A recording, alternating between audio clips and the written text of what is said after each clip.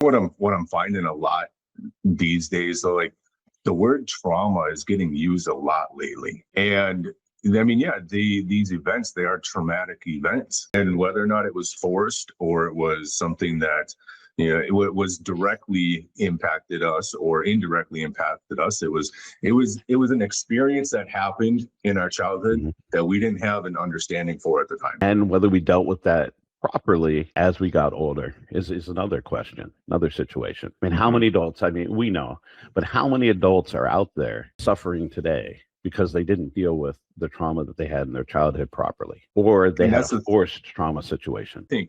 When you say everybody, literally everybody has gone through some Mhm. sort of traumatic event.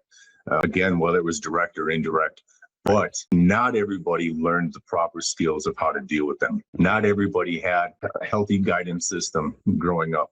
And that's something that we can get into in other episodes too, about how, I Mhm. mean, it's the States, they don't teach kids how to emotionally regulate. We're not taught anything about emotions. Even with the school psychologist on hand, that psychologist is there to mitigate any issues that may come up at school, not necessarily deal with what's going on at the house or what has happened within the family unit. It's a sad situation where so many of these children, if they just had that proper guidance at a young age, and we're talking, ladies and gentlemen, if you're just tuning in, we're talking about traumas and how everybody experiences a trauma. And right now, we're just talking about natural traumas, grandma passing away, the loss of a pet, maybe somebody got in a car accident, something that didn't happen intentional, but did leave a lasting mark or some kind of a traumatic experience in the young individual.